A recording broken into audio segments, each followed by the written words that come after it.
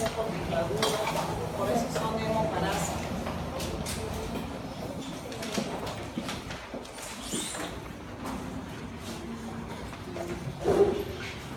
Entonces, el día de hoy vamos a hablar sobre la leishmania.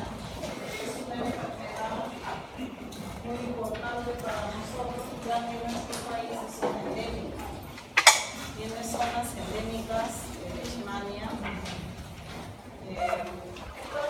Como mencionaba, está surtido por un usuario hemoflagelado de género leishmania.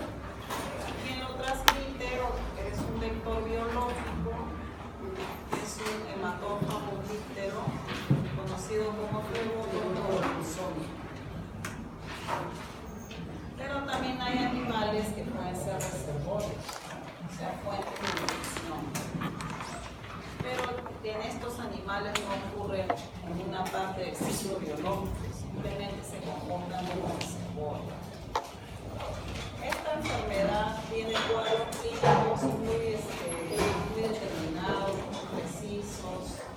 Son cuadros clínicos típicos, los 3 tipos que vamos a ver. Y gracias a ese cuadro clínico que se puede sospechar, estamos frente a un caso de leishmaniasis. Y también tiene que ver con la respuesta inmune del huésped.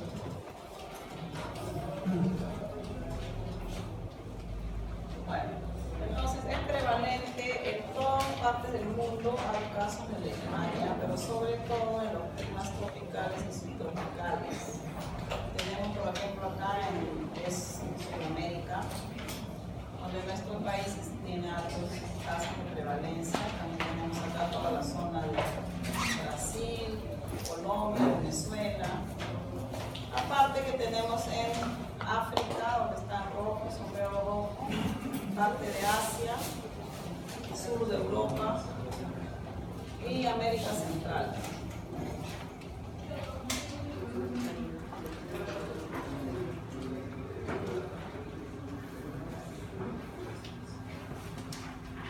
Entonces, como les decía, esta enfermedad, lo que nos interesa aquí,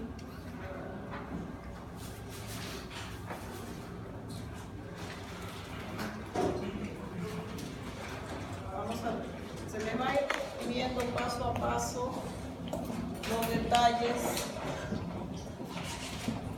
de esta parasitosis. Como pueden ver ahí, lo que está sombreado en rojo son las zonas donde tenemos desde el sur de Estados Unidos. Me pasa así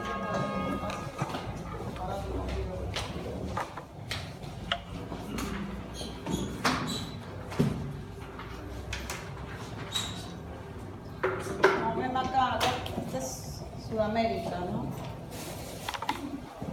La distribución geográfica.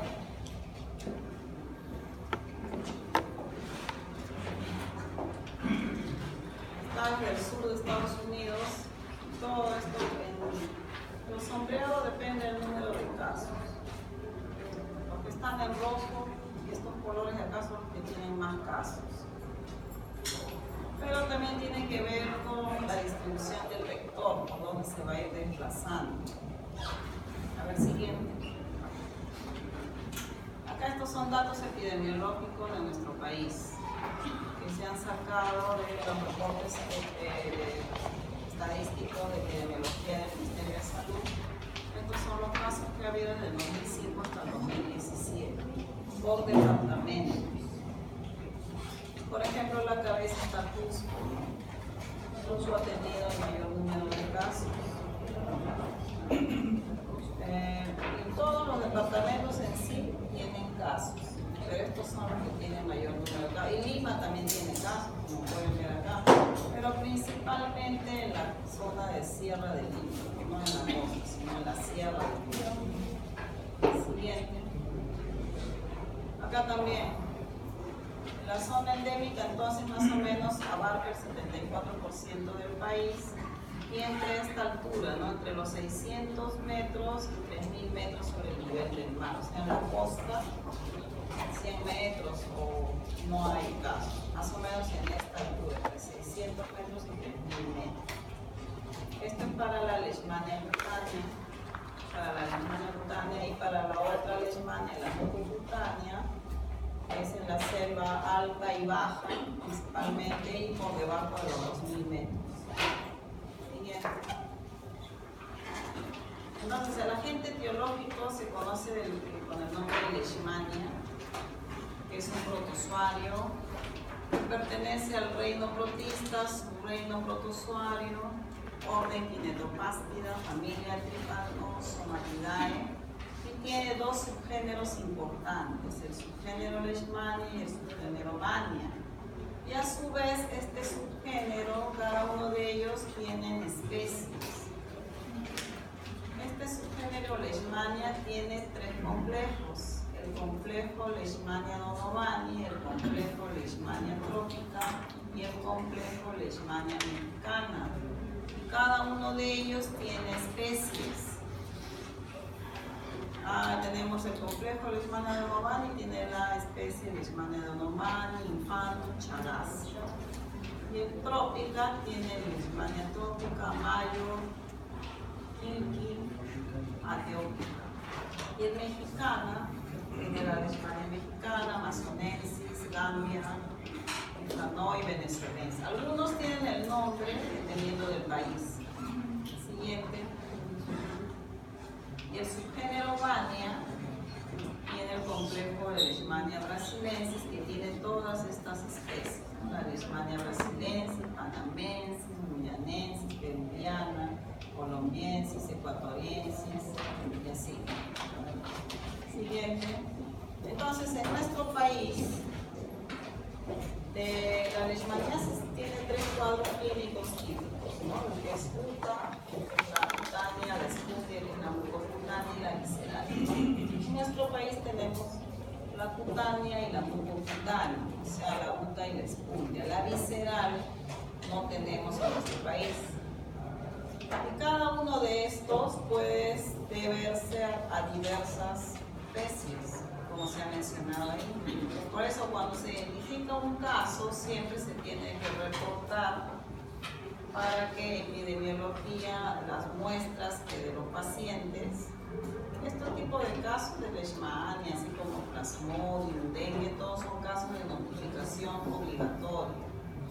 Se notifica el caso y las muestras de los pacientes también no solamente sirve para el diagnóstico en el momento, sino que eso se tiene que, en la oficina de epidemiología, o hay una red ahí, el programa se encarga de que esas muestras vayan a otro sitio, ya el Centro Instituto Nacional de Salud, porque es importante saber qué tipo de especie es el que tiene el paciente.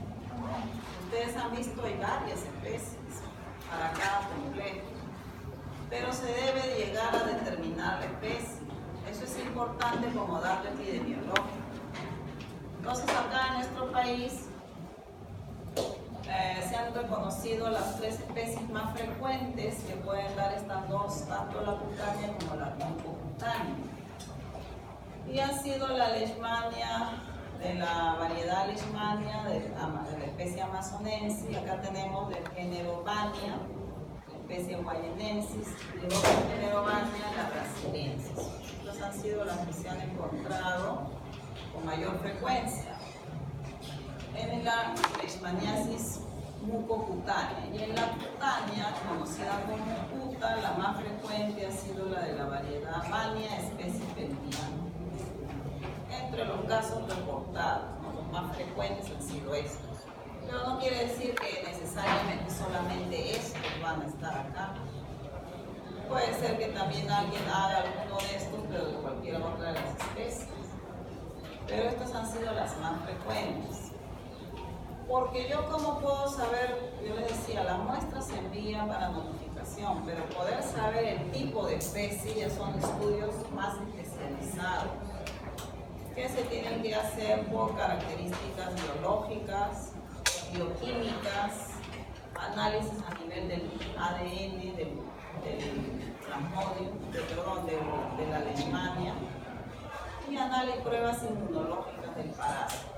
Esto ya lo hacen en institutos de investigación para poder determinar la especie exacta. Siguiente. A lo que nos interesa acá en el curso, lo que ustedes tienen que saber parásito tiene solamente dos formas o dos estadios morfológicos. El estadio de amastigote y promastigote.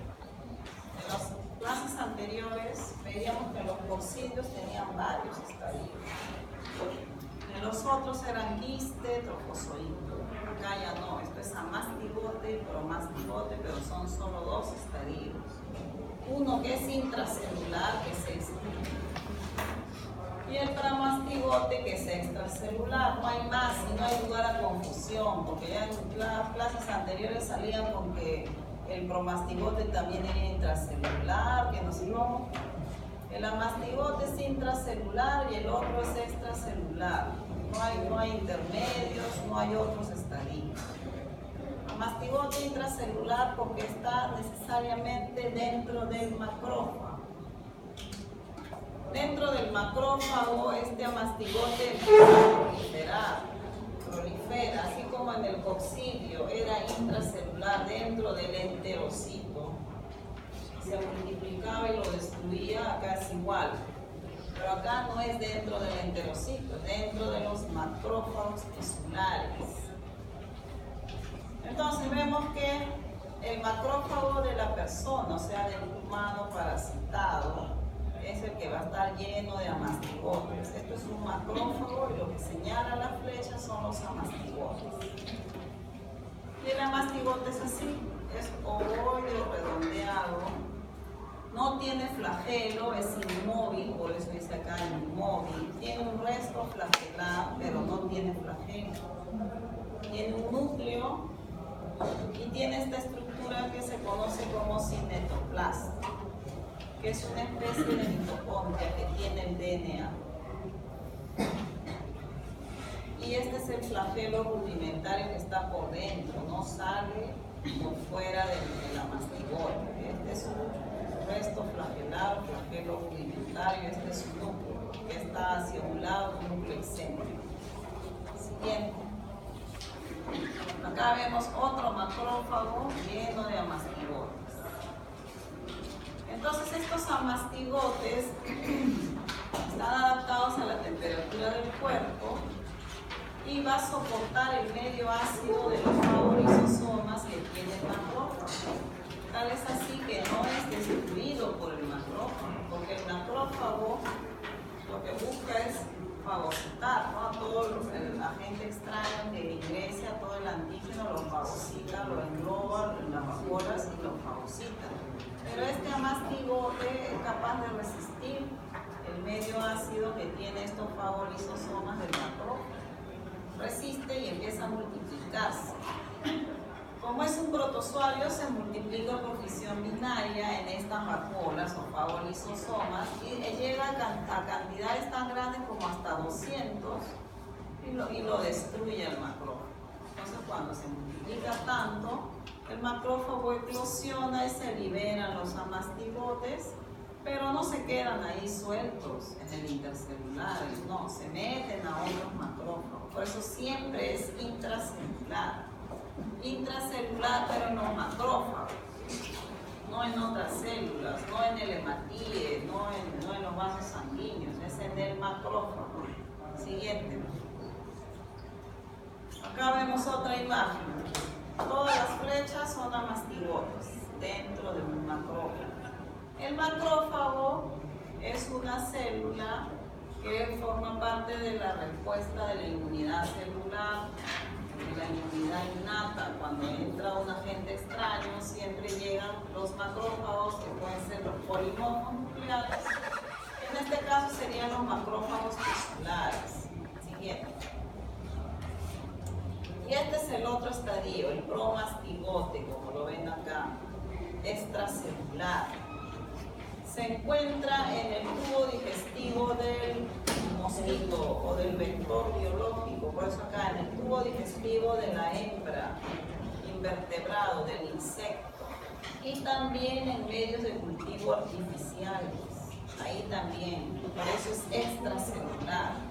O sea, no hay lugar a confusión, no me van a decir que esto es intracelular y que el otro es la forma infectante o que es el extracelular. Este es extracelular. está dentro del mosquito o en medios de cultivo artificial. Para investigación hay medios de cultivos artificiales donde ahí crecen estos bromastigotes y de ahí incluso se pueden hacer láminas de extendidos, que son las que nos venden en el Instituto Nacional de Salud, medios de cultivo artificiales. Este, como pueden ver, es alargado, tiene un flagelo, el otro no tenía flagelo. También tiene un núcleo y tiene cinetoplasto grande. Y este se va a multiplicar dentro del intestino del mosquito. Una vez que se ha multiplicado lo suficiente, va a migrar hacia la parte anterior del mosquito, hacia su cavidad faríngea, hacia su orofaringe, y de ahí va a salir en la picadura del mosquito, sale este bromastigote. Siguiente. Acá tenemos otras imágenes. Es alargado, este es el flagelo que tiene. Entonces, este de ahí, cuando está multiplicándose en el intestino, luego va a convertirse en bromastigote metacíclico que va a migrar hacia la probóscide, o sea, la cavidad oral del vector del mosquito, y va a ser inoculado cuando el mosquito vuelve a picar. Los mosquitos pican para alimentarse, porque esos son hematófagos. Pican a personas o animales para succionar sangre, para alimentarse. Y ahí es cuando bien adquieren la enfermedad, la succionan o si no, inoculan. El mosquito es el transmisor, es un vector biológico que dentro de él se va a formar este estadio y también va a transmitir la enfermedad. Siguiente. Entonces, el parásito es virulento, la virulencia puede variar. El amastigote es más virulento, porque es más infectivo en el sentido de virulencia que el bromastigote, pero no es la forma infectante. El bromastigote es móvil porque tiene flagelo. Siguiente. Entonces, el bromastigote, que puede estar en medios de cultivo, cuando tiene mucho tiempo en medio de cultivo ya pierde la infectividad, ¿no? Simplemente es para observarlo, pero ya no es capaz de infectar a otra persona. Este bromastigote, como mencionan acá, una vez que vamos a verlo en el ciclo biológico, cómo es que va a pasar de bromastigote a mastigote. Siguiente. Entonces, el ciclo de vida, hay un ciclo silvestre que puede haber entre animales, que ellos se comportan como reservorios. Pues no solamente hay animales silvestres y domésticos que pueden ser reservorios de la infección, pero dentro de esos animales no va a ocurrir ningún estadio de ciclo, ¿no? Solamente son reservorios.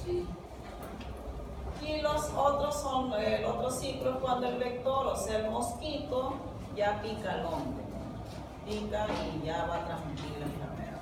Siguiente. Entonces, ¿cómo empieza el ciclo? Esta es la luzón, el mosquito entra. Este mosquito va a picar por alimentarse, le va a picar a un enfermo, un vertebrado, por eso infectado, para alimentarse. Cuando él succiona a un enfermo, lo que va a succionar es macrófagos que están con amastigotes. El mosquito succiona macrófagos que tienen lleno de amastigotes, porque como este pica en la piel hay macrófagos tisulares.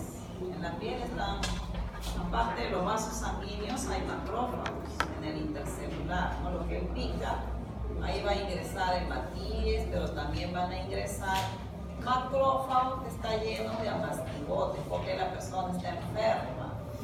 Como está enferma, sus macrófagos están llenos de amastigotes. Por cualquier zona de la piel donde pique el mosquito, va a succionar macrófagos que tiene amastigotes.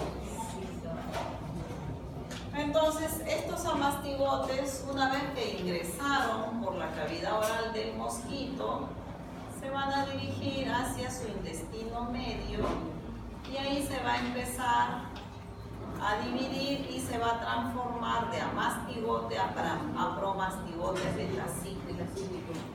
En 24 48 horas, más o menos en 2 días, ocurre esta transformación dentro del intestino del mosquito.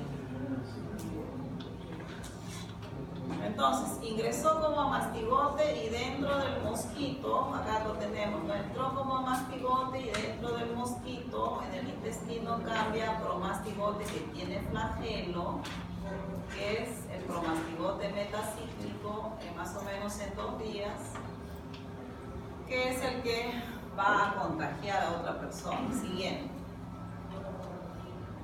Entonces, una vez que se ha transformado en promastigote, porque por división binaria, o sea, de un amastigote se divide en 2, una vez que se transformó en el promastigote metacíclico, se va a dirigir a la cavidad o a la faringe o a la cavidad oral del insecto de nuevo. No estamos dentro del mosquito. Ese promastigote se dirige a la cavidad bucal y ese mosquito va a volver a picar porque tiene que alimentarse, vuelve a picar. Y ahora cuando pica a una persona sana, le va a inocular el promastigote metacíclico, porque en la cavidad oral del mosquito está el promastigote metacíclico, le inocula cuando pica. Y le inocula más o menos entre 10 a 100 promastigotes. Y estos ingresan por la piel de la persona sana. Ingresan en la picadura, ingresan los promastigotes. Ingresan, por eso dice acá, penetran en la dermis. Además que la saliva del mosquito contiene una sustancia, un péptido que va a hacer más virulento al parásito, o sea, este promastigote. La saliva contiene este péptido que lo hace más virulento, además.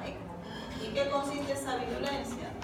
Que es un potente vasodilatador, inactiva el complemento, el sistema de complementos participa en la cascada para la respuesta inmunitaria.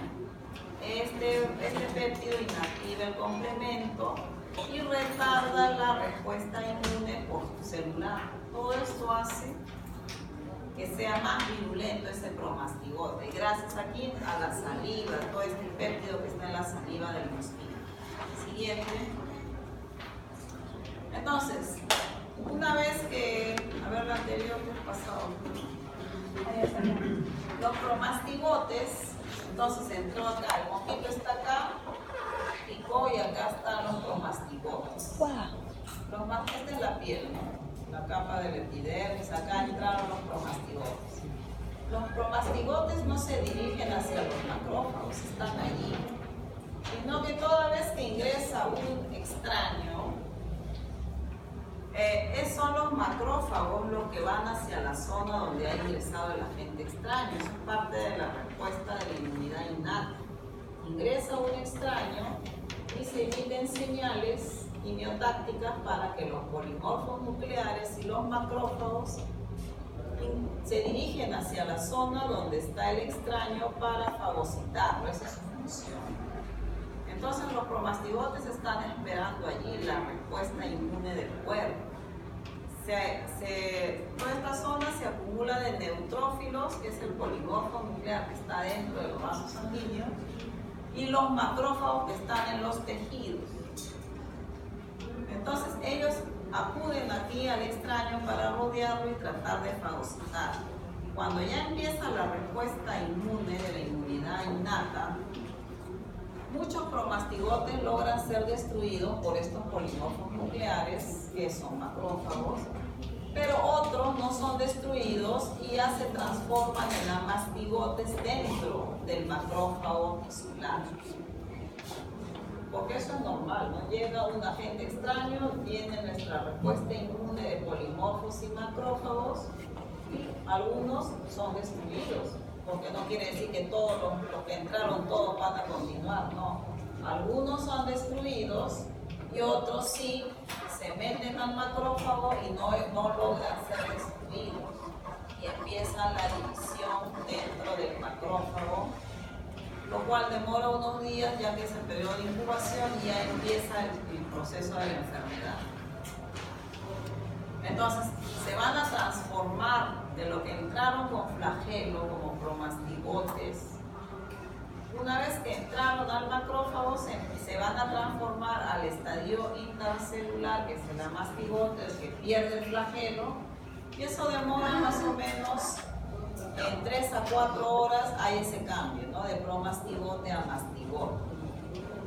Y así van a estar dentro de los macrófagos y empiezan a proliferar. Siguiente. Entonces, el parásito empieza a invadir el macrófago, ya se cambió a forma de mastigote y empieza a multiplicarse, ¿no? Empieza a dividirse, invade el macrófago. Por eso es que es intracelular, porque su división está dentro de la célula, no está afuera, por eso es intracelular. Y acá también tiene que ver con receptores que tiene este amastigote, como por ejemplo la glicoproteína 63, el lipofosfolicano. Todo esto le favorece al parásito para estar dentro y poder adherirse y multiplicarse. Por eso el amastigote es intracelular obligado. Fuera del macrófago no se multiplica, necesariamente tiene que estar dentro. Y tiene la capacidad de resistir a la acidez de las vacuolas que tiene el macrófago. Siguiente. Entonces acá vemos lo mismo, ¿no? La primera vez que picó el mosquito, va a ingerir amastigotes de una persona enferma. Estos amastigotes pasan dentro del mosquito, de su intestino, se transforman en promastigotes, luego van a su cavidad oral y cuando pica un sano ingresan los promastigotes que tienen flagelo. Una vez dentro en la piel, buscan meterse dentro del macrófago tisular, del tejido de piel, y dentro, una vez que están dentro, pierden la cola y empiezan a dividirse, a proliferar, ¿no? Proliferan y destruyen al macrófago, salen, así como en el coccidio destruían al enterocito, salían los merozoitos e invadían otros enterocitos, acá es igual. El amastigotes rompe el macrófago y salen y se meten a otros macrófagos para seguir destruyendo, como ven acá, lo rompen y se meten a otros. Y así empiezan a proliferar. Siguiente. Entonces, en el estadio humano, ¿qué ocurre? El mosquito toma la sangre de una persona enferma, luego este promastigote es fagocitado por el macrófago, acá inyecta sangre en la piel, ingresa el infectante, luego ingresa al macrófago, se transforma en amastigote y se empieza a dividir. Se divide y empieza a proliferar. Y en el mosquito, el mosquito succiona primero macrófagos llenos de mastigotes, que después se van a transformar en promastigote en su intestino, y luego se va a ir hacia la probosis, y luego ese promastigote lo va a deglutir cuando vuelve a picar, y así es como lo transmite. Siguiente. Entonces, el vector es el vector biológico. Si no hubiera este vector, se rompe el ciclo y no habría la enfermedad. Por eso es la importancia del vector biológico. Este flebótomo, que es como una pequeña mosca, está todo el año en las zonas tropicales, zonas templadas. Hay 5 géneros. El género Flebotomus, Sargentomia, Lunsomia, Guarilaya y Gruputomia. Los vectores de Leishmania en Europa es el Flebotomus. En Europa, Asia, África, este es el vector. En América es la Lunsomia. O sea, en nuestro país es la Lunsomia. Pero cualquiera de ellos puede ser, como ven aquí, porque esta enfermedad no es exclusiva de nuestro país. Hay en otros países, en otros continentes. Y en esos otros continentes pueden ser estos vectores. El más frecuente en estas zonas es Flebotomus y en nuestro país es Lunsomia, en América. Se le conoce con el nombre también de manta blanca o tigre. Siguiente. Ahora, este vector suele volar cerca de los lugares domésticos. Prefiero los lugares húmedos, oscuros, donde hay vegetación. De día descansa en los rincones, se esconde en los muros, troncos de árbol y vuela al atardecer. La hematófaga es la hembra, no el macho. La hembra es la que va a picar, la que se va a alimentar de sangre. Por eso es más activa al caer el día, o sea, en el atardecer. Esa es la hora en la que suele picar, en el atardecer. Es un mosquito bastante pequeño, solo mide de 1.5 a 3 milímetros. Tiene pelos en su cuerpo y tiene estas alas en forma de V. Y su vuelo es como brincos o saltos. Siguiente. Siguiente. Acá tenemos un reservorio. Por ejemplo, como ustedes han visto, este perro está enfermo. Pero dentro del perro no ocurre ningún estadio, sino que el perro es una fuente de infección. ¿Qué quiere decir? Que aquí a este le puede picar un mosquito y ese mosquito le va a transmitir a otra persona. O sea, no solamente me van a transmitir de otro humano. Este tiene leishmania.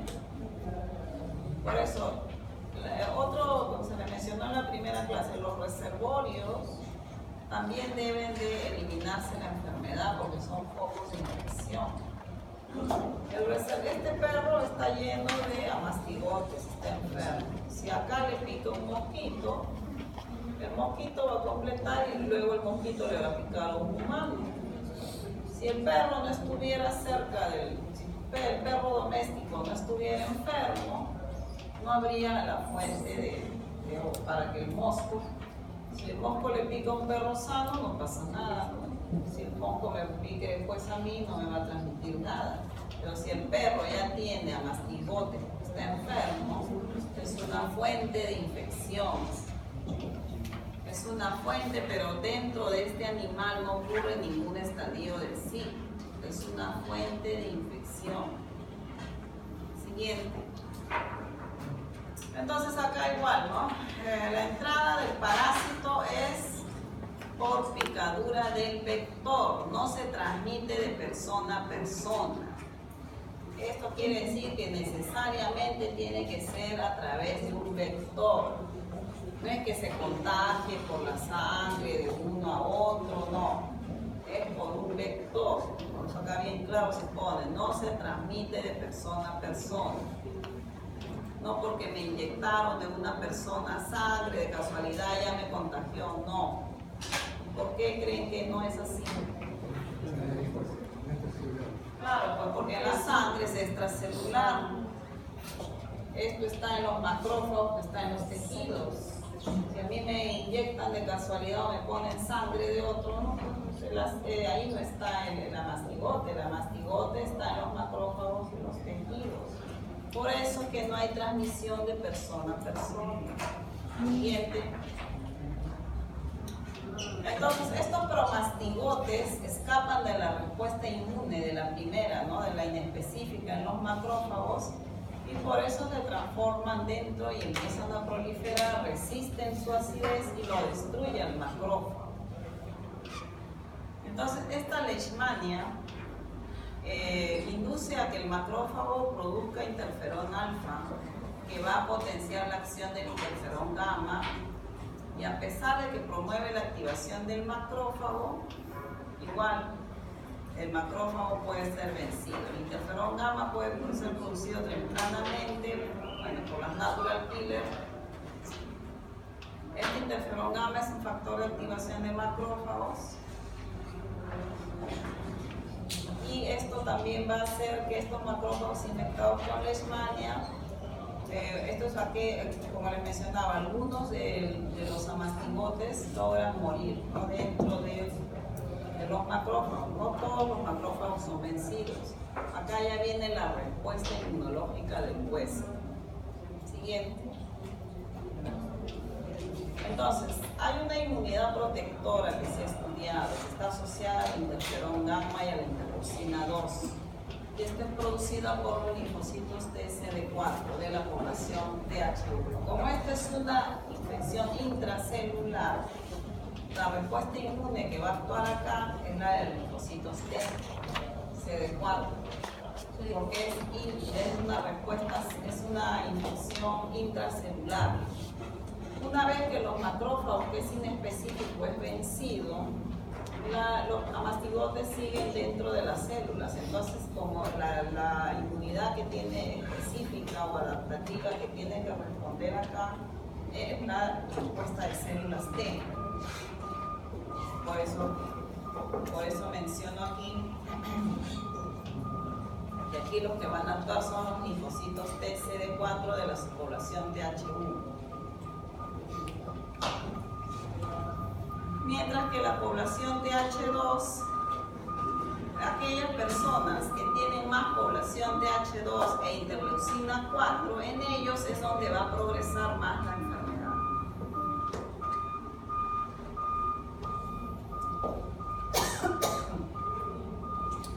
Bueno, no sé si ya en inmunología les habrán explicado sobre la población TH1 y TH2. ¿Ya les explicaron?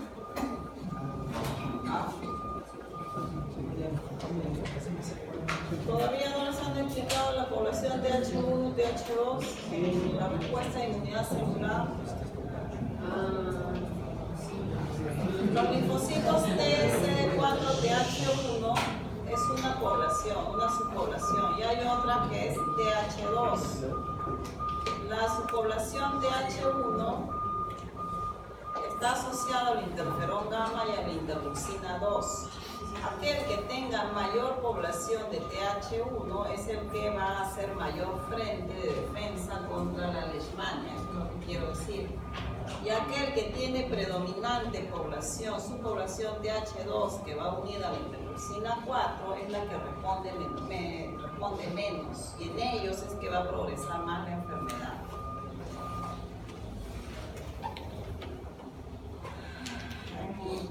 Por ejemplo, lo que tiene la leishmaniasis visceral y la cutánea difusa, que vamos a ver ahora, es lo que tiene menos población, menos respuesta de células T, o sea, son más inmunodeprimidos, y en ellos por eso la leishmaniasis es más grave. Siguiente. Acá lo vemos, ¿no? Este es el macrófago, que está invadido de amastigotes. Acá tenemos la inmunidad celular por un lado, con la población TH1 y la TH2. Y acá tenemos inmunidad humoral. Pero como esto es intracelular, es la inmunidad celular la que va a actuar más. El que tiene la población TH2 unido con interleucina 4 y estas otras interleucinas son las que tienen una pobre respuesta y la enfermedad progresa más, mientras que la población TH1, que tiene interleucina 2 e interferón gamma, es la que tiene una mejor respuesta celular y hace más frente a la enfermedad. Y esto es importante para ver, porque ustedes van a ver que hay algunas personas que pueden tener el cuadro de leishmania y curar espontáneamente, sobre todo en la cutánea. ¿Y eso por qué? Porque tienen esta mejor respuesta. Para toda enfermedad siempre tiene que haber una respuesta inmune. Si la persona tiene una pobre respuesta inmune, la enfermedad prolifera y progresa. Si la persona tiene una mejor respuesta inmune, a veces se autolimita. Eso ha pasado porque ustedes a veces han sentido malestares, síntomas, 2, 3 días, y de pronto desapareció. ¿Quién actuó ahí? Su sistema inmunológico. O de repente siguió y ya vinieron con todas las empeoraron. Y eso pasa. Y eso generalmente en virus. La respuesta inmune hace frente. Eso es lo que van a ver aquí. Hay casos de UTA, sobre todo la cutánea, que solo no reciben ni tratamiento y se quedó allí la enfermedad. Y esto es porque tienen una mejor respuesta de TH, de células T de la subpoblación TH1. Siguiente. Entonces, ¿qué es lo que van a ver en los cortes de tejidos? Van a ver una gran reacción inflamatoria porque está lleno de macrófagos que en su interior tienen los amastigotes y un montón, todos puros núcleos de linfocitos, ¿no? Los linfocitos llegan ahí para hacer frente a la enfermedad. Siguiente. Bueno, siguiente. Ahora sí vamos a ver el cuadro clínico. En nuestro país entonces tenemos principalmente la forma cutánea andina conocida como UTA. Ustedes han de haber escuchado la palabra UTA. Sí. Y la otra forma mucocutánea o esclerosis. Entonces el 75-80% de los casos reportados es de la UTA, la mayor número de casos. Y la otra mucocutánea es menos, ¿no? 10 a 25.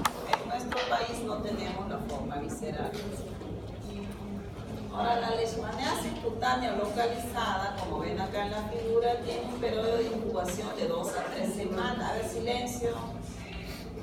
2 a 3 semanas en el cual está actuando la respuesta inmune y empieza a incubar y hasta que después empiezan ya los síntomas. Entonces acá, ¿qué cosa vemos? Esta se caracteriza por una lesión tipo úlcera, como ven acá, que generalmente está en las zonas descubiertas, en la cara o en las extremidades. Puede ser una lesión única o puede ser más de una. Es una lesión pequeña, enrojecida, que puede producir escozor, puede tener vesículas, y la persona se rasca y se puede ulcerar, como ven acá. Siguiente. Acá tenemos 3 lesiones, pero es una lesión bien circunscrita, ¿no? Está bien circunscrita. Esto acá se ha ulcerado, de bordes definidos, parecen cráteres, más o menos aparece 15 a 20 días después que ha sido picada la persona. Ahora, el problema es que la persona no va a saber bien cuándo ha sido picada, porque si está en un lugar donde hay mosquitos, todo el tiempo lo pican. Ahora, pero está en una zona, ahí cuando va al médico con alguna lesión y estamos en una zona endémica, es en el centro de salud donde tienen que sospechar. Puede tratarse de leishmaniasis. Porque a veces si solamente tienen una lesión, puede que no le den importancia y ni siquiera vayan al centro de salud. Como está circunscrita, se echan cualquier sustancia, crema. Generalmente acuden cuando no desaparece. Pasan los días y por más que se echa, no desaparece, no mejora. Pero acá decía, algunas veces puede curar espontáneamente. En unos meses, excepto cuando ocurre en la oreja y puede ser ya crónico. Entonces, precozmente, antes que aparezca esta lesión, puede aparecer nódulos en la región cerca, nódulos, pero el paciente a veces no los nota, los nódulos, y no los manifiesta. Entonces, estos nódulos o esta inflamación es antes de que aparezca la ulceración. Siguiente. Doctora, tengo una consulta. ¿Por qué se dice que no son dolorosas? No, esta lesión no es dolorosa. Es bien definido, es ulcerada, produce escozor, pero no es doloroso. Es característico de no es doloroso. No es como otras, ¿no? Que sí produce dolor. Y ese es el problema, ¿no? Como no es doloroso, la persona a veces no le hace caso y lo deja allí. Solo que cuando ya se forma este tipo de ulceración y no mejora, ahí cuando recién a veces acuden al médico, ¿no? Porque no mejora la úlcera. Entonces acá, como pueden ver, esta es la forma cutánea. Acá tenemos 3 lesiones o 4. Tenemos 4. Por contigüedad pueden aparecer. También circunscritas, enrojecidas, ulceradas. Hay cambios de coloración en la piel alrededor, acantosis. Sí, o sea, acá hay una serie de cambios en el tejido, en la piel, que sí, está alrededor de la lesión. Siguiente. Acá tenemos otro, ¿no? Entonces, por ejemplo, a la leishmania, las lesiones que han sido causadas por la leishmania especie mexicana han descrito que pueden ser pequeñas y menos crónicas que las ocasionadas por la brasiliensis. La leishmaniasis ocasionada por la especie peruviana tiene fórmulas de pápulas foliculares o nodulares. Las que son de la brasilensis generalmente se ulceran más. Y las que son de guayenensis también múltiples úlceras. Que sin tratamiento esta sí se puede extender a los ganglios. Y se confunde con otra enfermedad ya conocida como monotricosis. O sea, como ustedes pueden ver, en diferentes especies hay ciertas características, pero son muchas las especies de leishmania.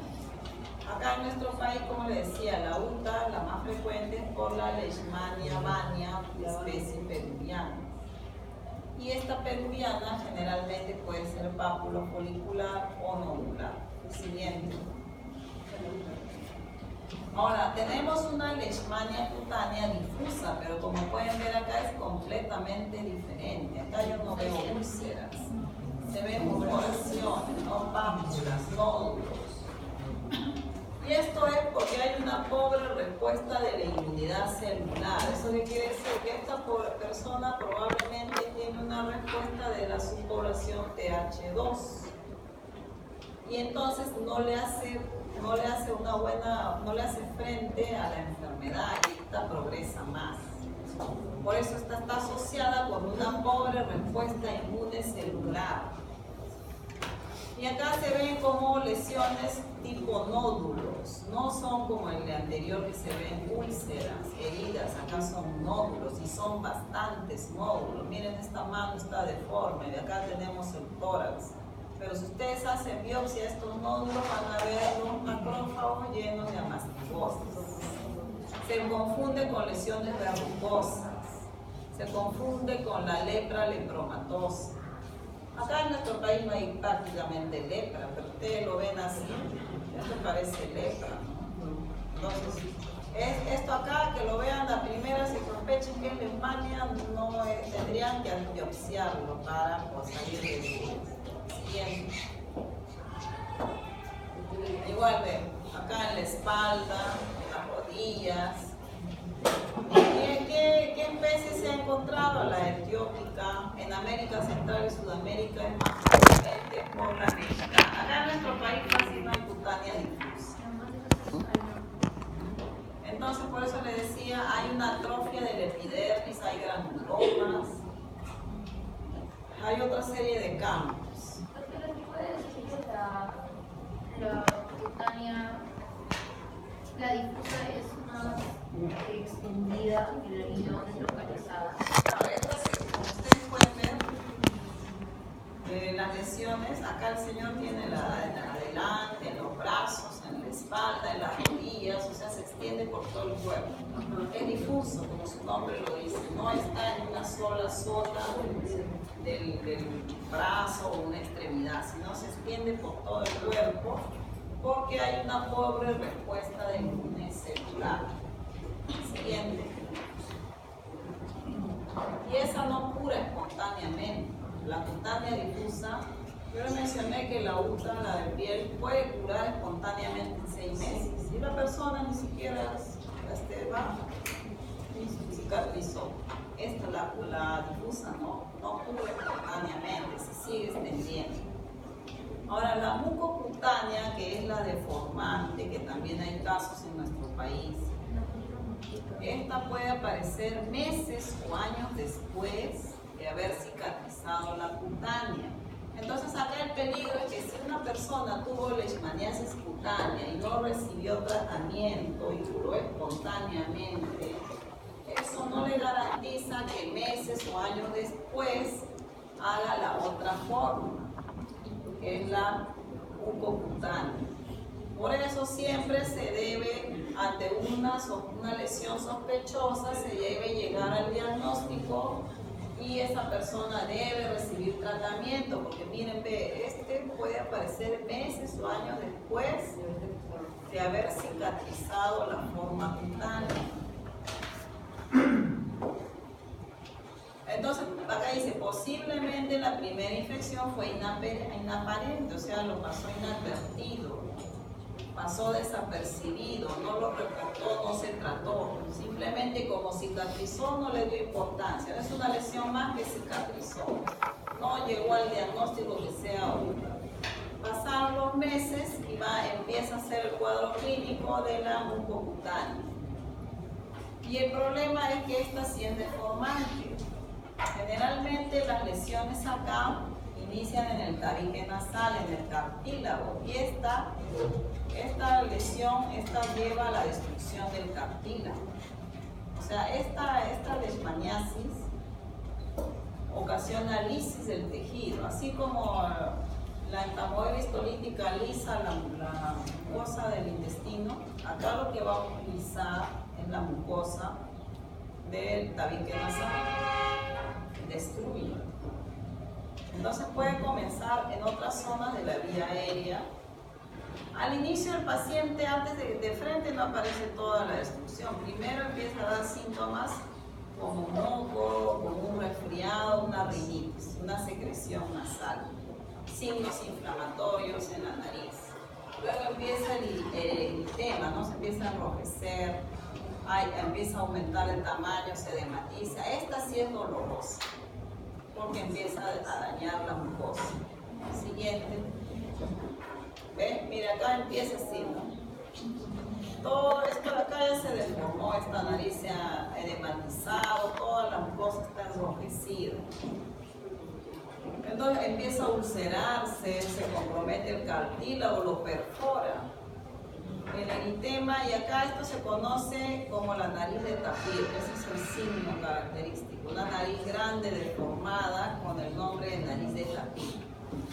Siguiente. Ya, acá ven, mira esta deformación, y lo peor de este caso es que una vez que ya empezó esto es irreversible. Por más que yo le dé tratamiento para que no progrese, porque puede llevar a la muerte del paciente, ya estas lesiones ya es irreversible, o sea, no se debe esperar a que llegue a eso. Lo va a perforar el tabique, lo destruye, lo ulcera.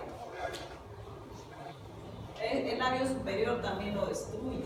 Puede llegar hasta comprometer la nariz, el paladar, la úvula, la garganta. Cambia la voz, porque si afecta la úvula, la garganta, ya la voz se torna ronca. Puede haber hasta dificultad para respirar y deglutir los alimentos. Siguiente. ¿Ven? Todo esto ha sido destruido. Entonces, al inicio, mientras empiezan los primeros cambios, el paciente no afecta su vida en el sentido de que puede seguir haciendo sus actividades, pero cuando ya empieza la destrucción mayor, ya no puede ni alimentarse, hasta tiene dificultad para respirar.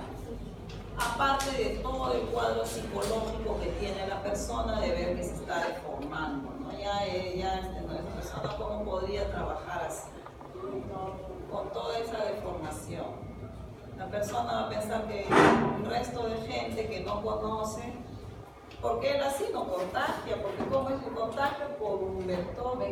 Pero la gente no entiende eso, porque va a pensar que esta cosa es, la persona está marginada, va a tener una serie de traumas, ya no puede realizar ninguna labor. Entonces, por eso es importante evitar que se llegue a este estado, porque va a comprometerse el estado general si ya no va a poder alimentarse.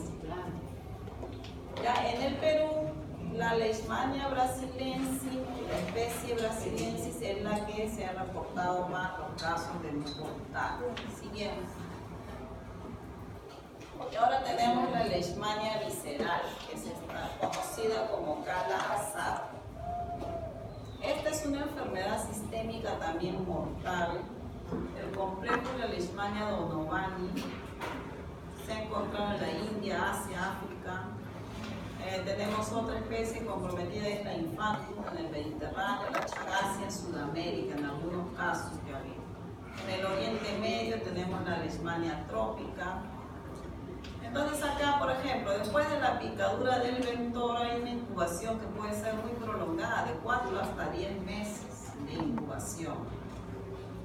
A veces no se observa la lesión de entrada, ¿no?, del mosquito de la picadura. Puede pasar desapercibida, así como en la UTA, ¿no? Si tenemos una pequeña lesión, puede pasar desapercibida. Meses después, de frente, afecta a una de las vísceras.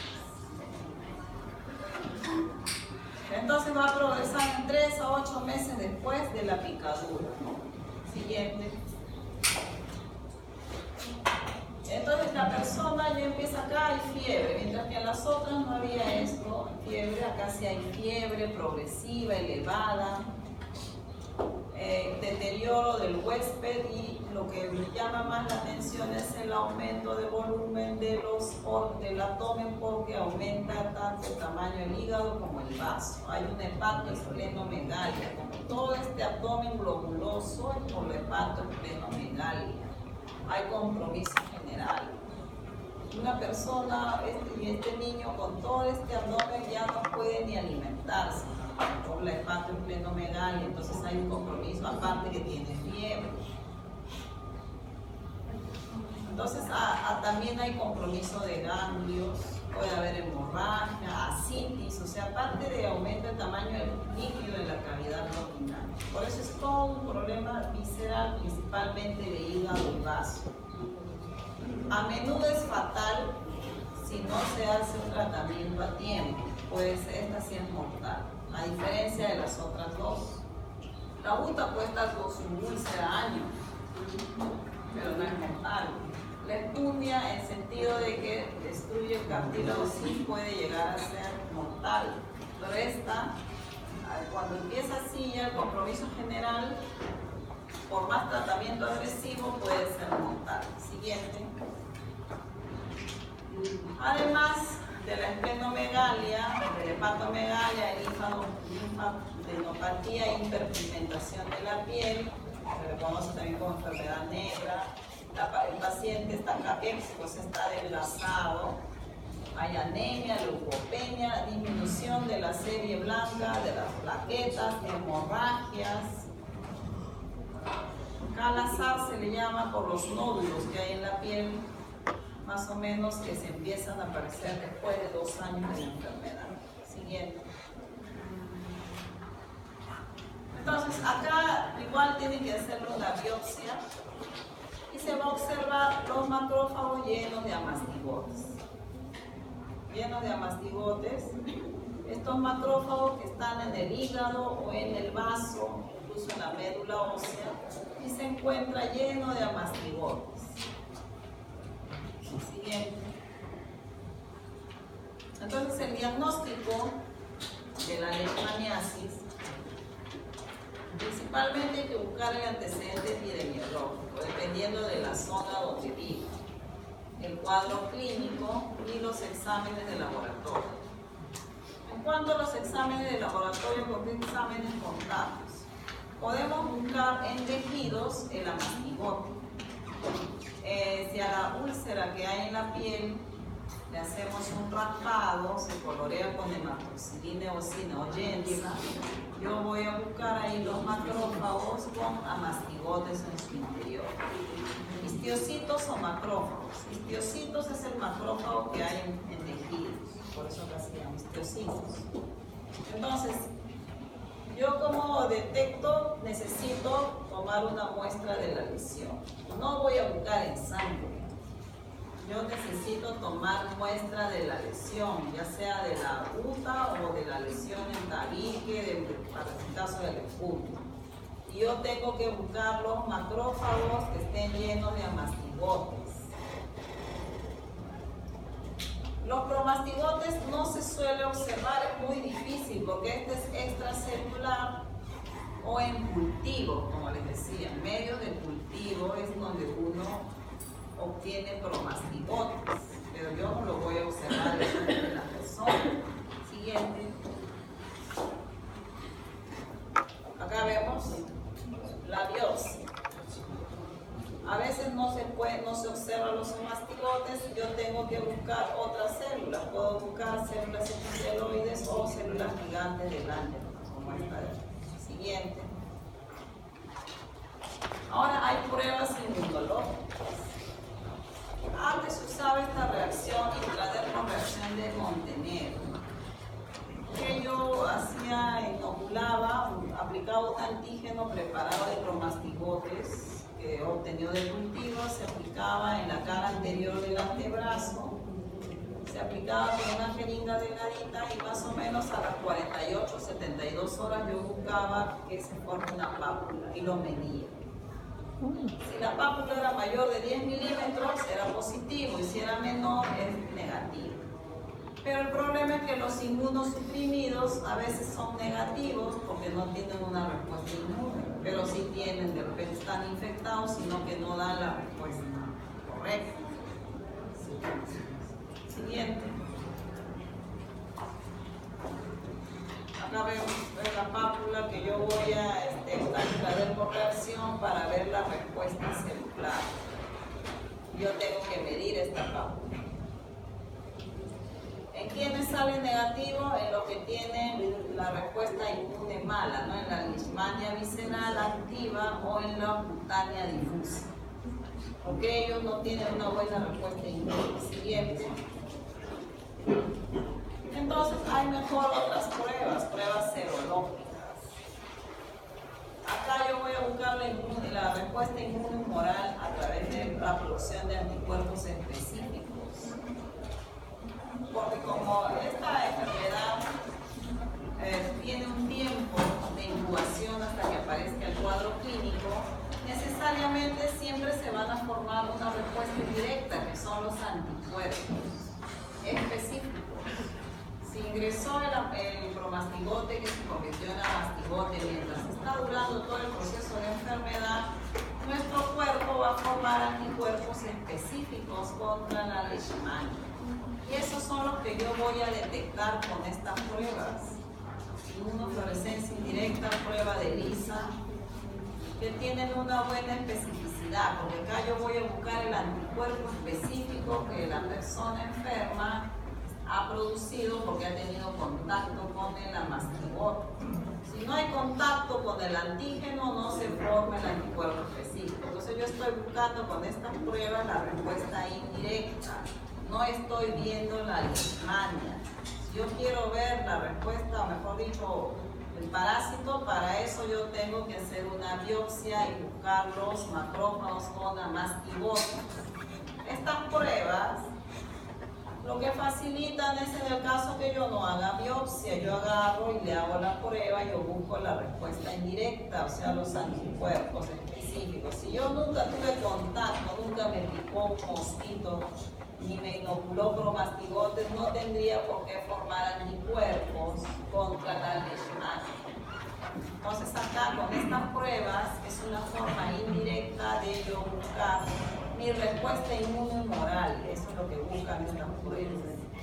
Y también hay pruebas de biología molecular. Estas pruebas se utilizan para confirmar, como les decía, todo paciente diagnosticado es notificado y sus muestras se envían al Instituto Nacional de Salud. Acá en Lima está el Instituto Nacional de Salud. A ellos se les notifica el caso y le hacen las pruebas respectivas de biología molecular que van a servir de confirmatorio y también de determinar la especie de leishmania. Siguiente. Entonces el tratamiento es muy importante. Droga de elección para la leishmaniasis cutánea o andina. Los antimoniales pentavalentes, N-metilglucamina 20 miligramos por kilo peso al día por 10 días, endovenoso o intramuscular. Si es intramuscular es cada 12 horas. Se puede dar ciclos de 10 días, se descansa una semana y se puede dar otro ciclo. Todo esto depende de la evolución del paciente. Yo doy un ciclo y no mejora la úlcera, tengo que dar otro ciclo. Por eso todo depende de la evolución del paciente. ¿Qué alternativas tengo? Rifampicina. La rifampicina también actúa a nivel intracelular.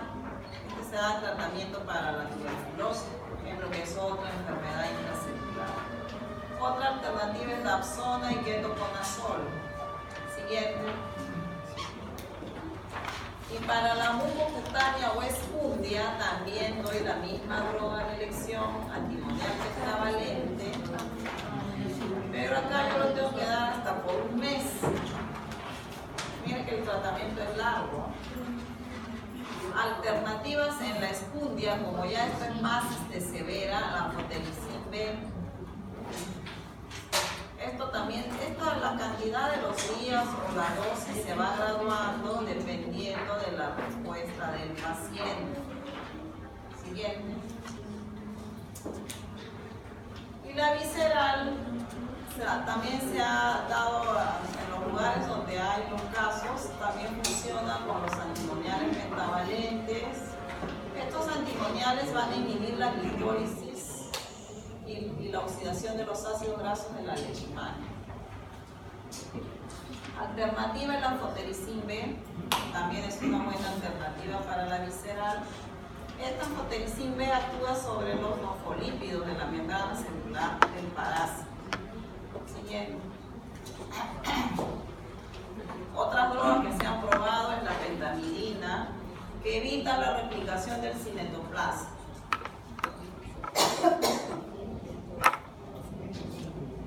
Luego la aminocidina también es otro aminoglucósido que también es leishmanicida, es eficaz también en el tratamiento de la leishmania visceral.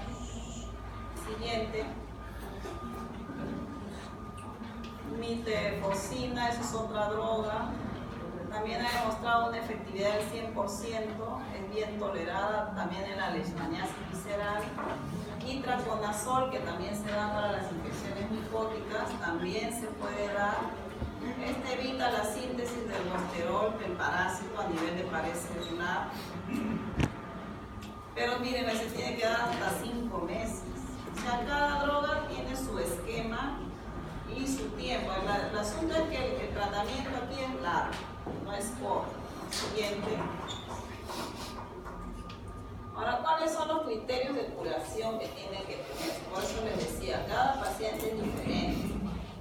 Si tenemos una lesión tipo úlcera, debe de aplanarse, ya no debe estar activa, debe desaparecer la inhibición de la base de la úlcera, debe cicatrizar, esto es lo que se busca. Ya no debe haber inflamación de ganglios, por eso desaparición de la cadena de linfadenitis. No debo ya observar parásitos, o sea, mastigotes en la biopsia. Yo le doy su ciclo de 10 días, luego lo vuelvo a citar, observo la lesión. Dependiendo de eso, le puedo dar otro ciclo más de 10 días y después tengo que hacer nuevamente una biopsia. Y no debe haber ya parásitos, o sea, ya no debe haber amastigotes dentro de los macrófagos. Igual en las mucosas. Y yo también puedo monitorizar con los anticuerpos por el método ELISA. Los títulos de los anticuerpos específicos deben de ir disminuyendo. Esos criterios me van a decir que el paciente va a la curación. No solamente tome ya 10 días y ahí se acabó. No, yo tengo que citarlo al paciente, observar las lesiones, volver a biopsiar, así como la parasitosis. Le dije, está en su tratamiento en los otros parásitos, termina el tratamiento, nuevamente su muestra de parasitológico ya no debe haber visto. Acá es lo mismo, yo tengo que volver a biopsiar y ya no debe haber amastigotes. Si sigue habiendo, quiere decir que se está replicando. Y eso quiere decir que no está haciendo efecto el tratamiento. Tengo que cambiar de medicación y darlo por más tiempo. Siguiente.